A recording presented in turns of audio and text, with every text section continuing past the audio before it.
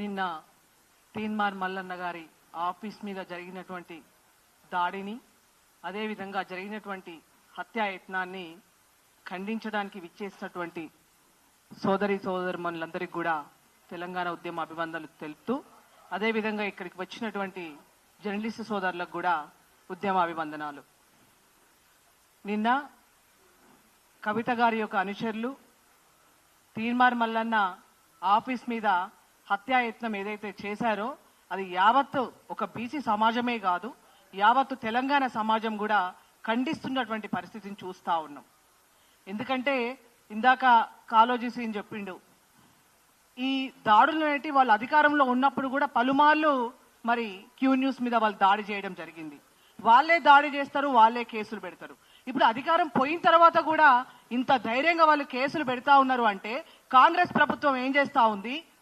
ఈ రాష్ట్రానికి ముఖ్యమంత్రి అయినటువంటి రేవంత్ రెడ్డి గారు ఏం చేస్తున్నారు? ఈ రాష్ట్రానికి మరి హోమ్ మినిస్టర్ కూడా మరి ముఖ్యమంత్రి గారి చేతుల్లో ఉంది కదా, ఆయన ఏం చేస్తున్నారు అని చెప్పి ఈరోజు అడుగుతా ఉన్నాం. అసలు వాళ్ళకు అంత ధైర్యం ఎక్కడ వస్తా ఉంది? అధికారంలో లేకపోయినా కూడా మేము దాడులు చేస్తాం, అధికారంలో ఉన్నా దాడులు చేస్తాం, మాకు ఎవరైతే వ్యతిరేకంగా మాట్లాడతారో, మాకు ఎవరైతే ప్రశ్నిస్తారో వాళ్ళని మేము చంపేస్తామనే ఒక పద్ధతిలో వాళ్ళు చేస్తున్నటువంటి తీరును చూస్తే ఇవాళ తెలంగాణ సమాజం అంతా కూడా ఒకసారి ఆలోచన చేసే అటువంటి పరిస్థితికి వచ్చారు. ఇవాళ ఏదేమైనప్పటికీ మొన్న మహా న్యూస్ మీద మరి కేటీఆర్ గారి అనుచరులు దాడి చేస్తే నిన్న క్యూ న్యూస్ మీద కవిత గారి అనుచరులు దాడి చేసిండ్రు. మరి కేసీఆర్ గారు ఏం చేస్తా ఉన్నారు? మీరు అసెంబ్లీకి ఎట్లాగో రావట్లేదు, మరి ఫామ్ హౌస్ లో ఉండైనా మీ కూతురికి మీ కొడుక్కి కాస్త సమాజంలో ఎట్లా ఉండాలి కొంత అవగాహన నేర్పించండి. 80,000 పుస్తకాలు చదివినటువంటి కేసీఆర్ గారు మరి ఫామ్ హౌస్ లో కూర్చొని వాళ్ళ పిల్లలకు ఏ రకమైనటువంటి సంస్కృతి నేర్పించారని చెప్పి కూడా ఇవాళ మేము అడగదలుచుకున్నాం. ఇవాళ నిజంగా ఎంత ప్రజలందరూ కూడా నవ్వుకుంటా ఉన్నారు. అసలు 42 రిజర్వేషన్ ఇస్తామని చెప్పి కాంగ్రెస్ పార్టీ చెప్తే దానికి మరి బాజాలు బజాయించుకుంటా జాగృతి వాళ్ళు మరి డాన్సులు చేసే అటువంటి పరిస్థితి చూస్తా ఉన్నాం. అసలు నిజంగా తెలంగాణ కాంగ్రెస్ ప్రభుత్వం తెలంగాణ ఇస్తే మరి ప్రకటించిన వెంటనే మరి టిఆర్ఎస్ పార్టీ మరి వాళ్ళు కూడా అప్పుడు అదే ఊరేగింపులు చేసిండ్రు. ఇప్పుడు కవిత కూడా అదే ఊరేగింపులు చేస్తా ఉంది. అంటే అసలు నిజంగా బీసీ సమాజం బీసీ ఉద్యమాలకు ఆమెకు ఏమైనా సంబంధం ఉందా?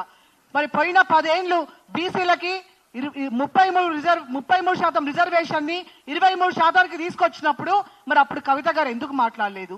అదేవిధంగా ఈడబ్ల్యూఎస్ రిజర్వేషన్ 10% కేంద్రంలో తీసుకొస్తే మరి ఆగ మేఘాల మీద బీసీలకు ఎస్సీ మైనార్టీ బిడ్డలకు అన్యాయం చేసి 10% అగ్రవర్ణాల రిజర్వేషన్ అమలు చేస్తున్నప్పుడు ఎందుకు మాట్లాడలేదు?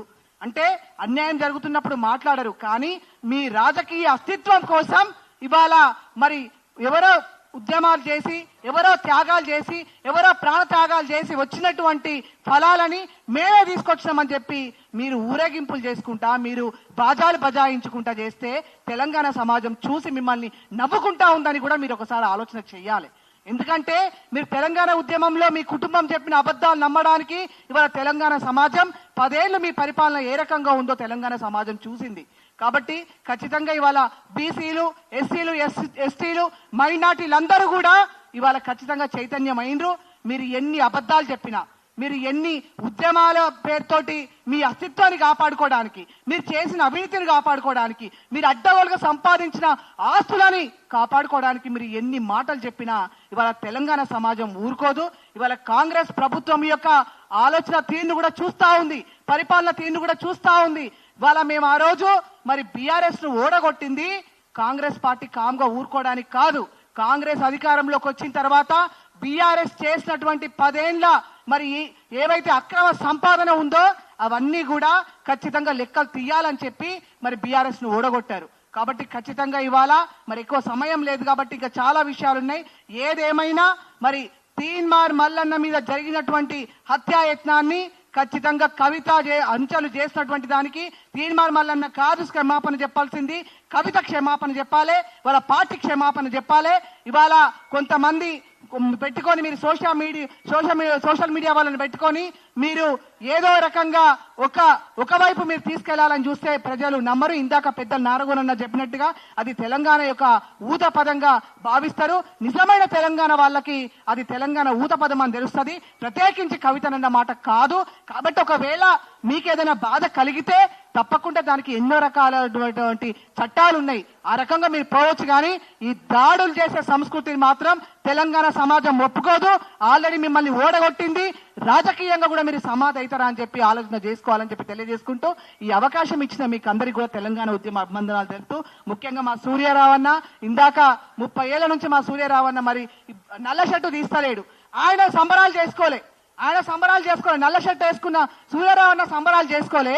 ఇంకా మాకు అమలయ్యేదాకా మేము చూస్తామనేమో ఆయన ఉంటే, ఈమె మొన్న జైలుకు పోయి వచ్చి ఇప్పుడు బీసీ ఉద్యమాలని చెప్పి ఈమె ధర్నాలు చేస్తా ఉంది. ఇక ఇంతకంటే దరిద్రం ఏముంటదని చెప్పి కూడా ఒకసారి ఆలోచన చేయాలని చెప్పి ఇప్పుడే వచ్చినటువంటి జస్టిస్ చంద్రకుమార్ సార్ని వేదిక మీద